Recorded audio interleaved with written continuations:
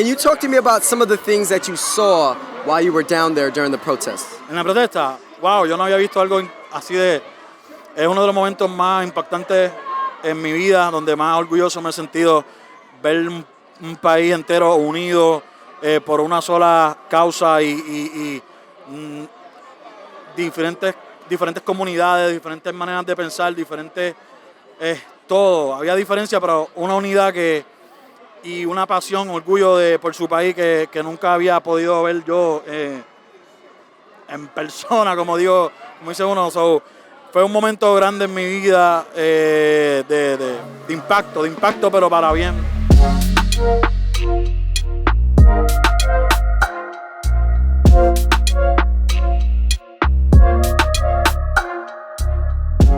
In July 2019, protests erupted in Puerto Rico. Artists like Bad Bunny, Nicky Jam, and Daddy Yankee flew back from their respective tours to join hundreds of thousands of Boricuas in the streets. Their objective? To overthrow the sitting governor, Ricardo Rosselló. For the rest of us here in the mainland United States, what's been going on the island of enchantment isn't always clear.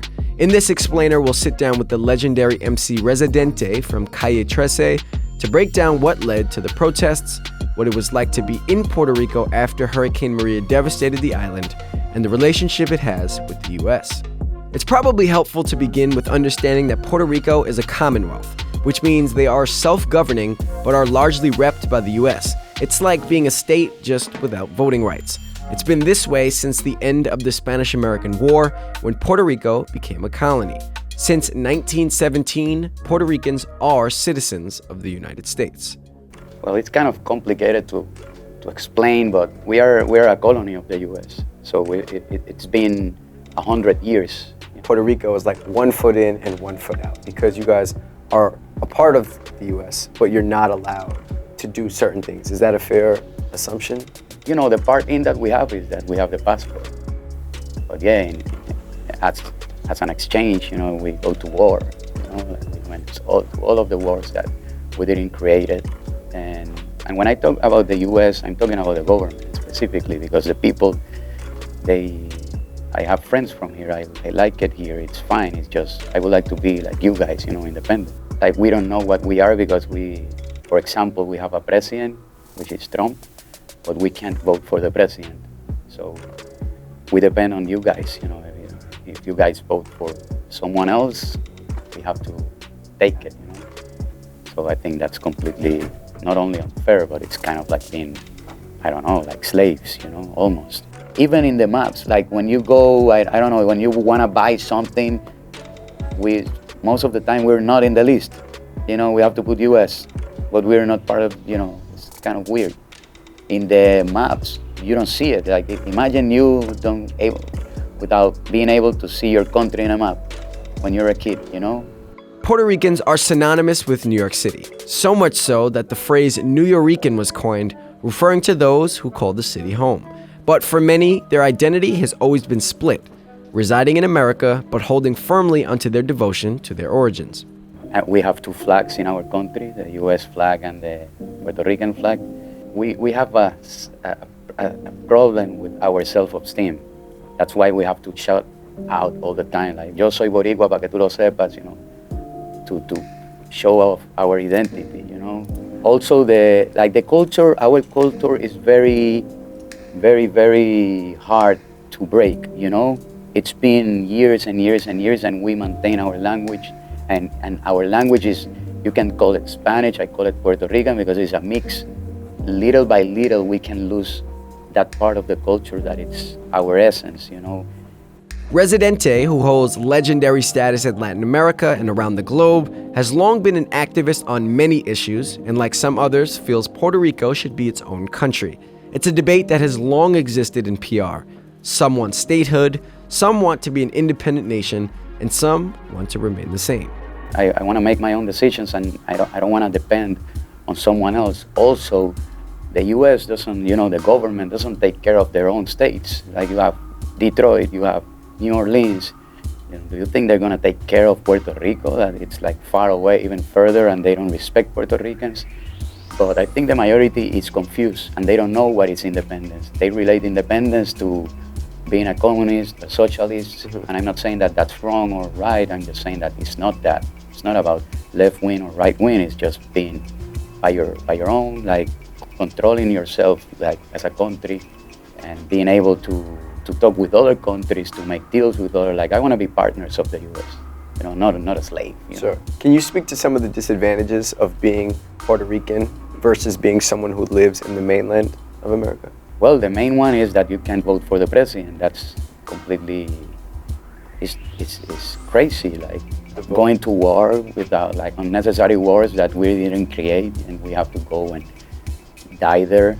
Like it's little by little. You have to remember it's been 100 years, more than 100 years of colonization, and imagine that in school they just teach you the U.S. history. Mm-hmm.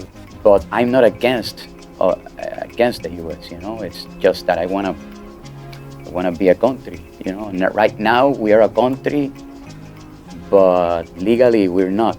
The precarious nature of Puerto Rico's international status has long been plagued with crumbling infrastructure, corruption, and debt. And then the hurricanes hit.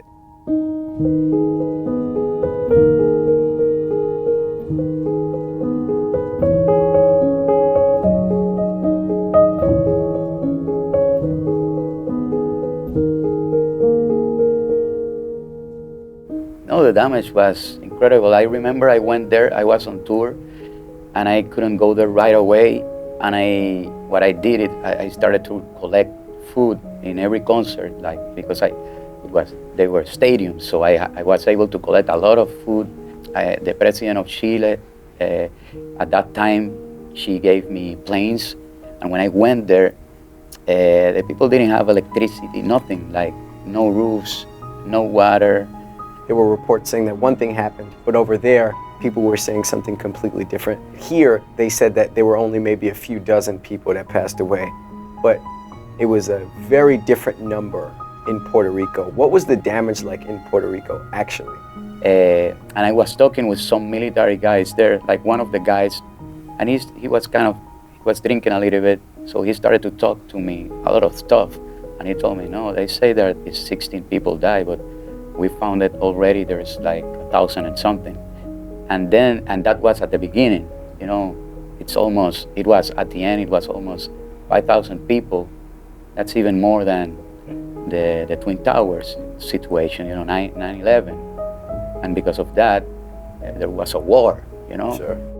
The chaos after Hurricane Maria brought all of the political tensions from within Puerto Rico to its relationship with the United States to a boiling point.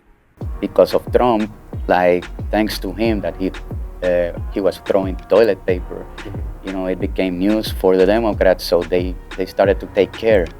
Like I can think, like I don't know if Hillary if she had won, she go there and she would take a picture with some kids and nothing happened. But because Trump's stupidity of throwing toilet paper, it became news and everyone started to. Puerto Rico became something like a tool for Democrats to attack Republicans. So that's why they started to help, and then people started to take care. Like the people from here that they have feelings for real. They started to feel sad about the country, and they started to help. Last summer, while the island was still recovering, the Puerto Rico Center for Investigative Journalism published 900 pages of text messages between Puerto Rico's head of state, the governor, and his administration. In the text messages, they referred to the former speaker of the New York City Council using the Spanish word for whore, expressed interest in harming San Juan's mayor, Yulín Cruz, made vulgar references to Puerto Rican star Ricky Martin's sexuality, and perhaps worst of all, they joked about the growing piles of dead bodies at the morgue in the aftermath of Hurricane Maria in September of 2017. So it was the whole situation was wrong, and the way he was talking about everything, like make people understand, like, oh, they're making fun of us completely, like, and people in Puerto Rico, they realize that, they understand it, and that's why now they got united to get rid of the governor there,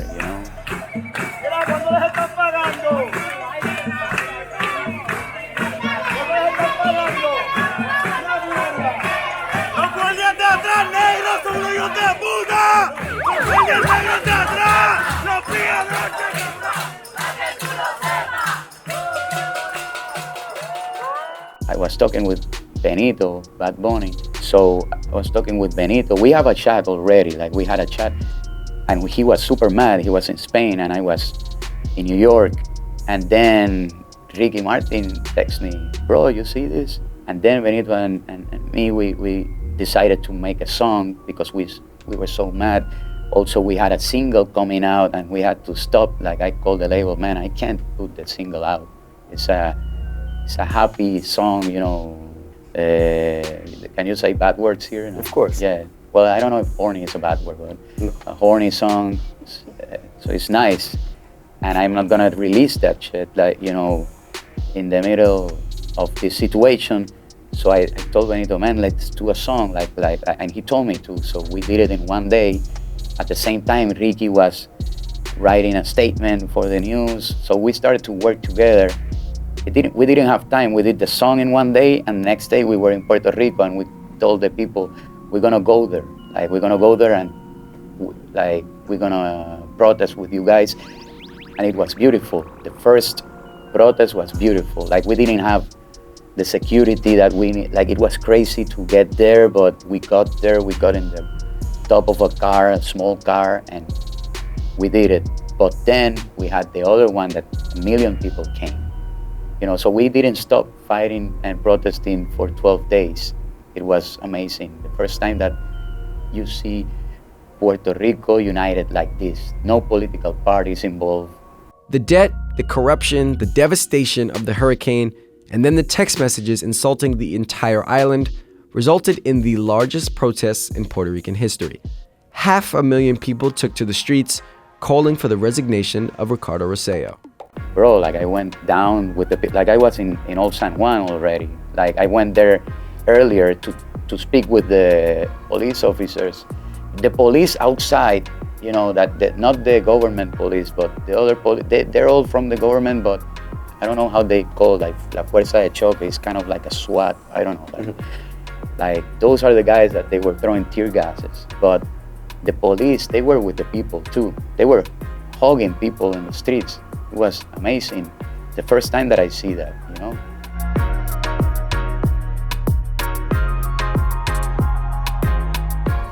Hoy les anuncio que estaré renunciando al puesto del gobernador efectivo el viernes 2 de agosto del 2019 a las 5 de la tarde.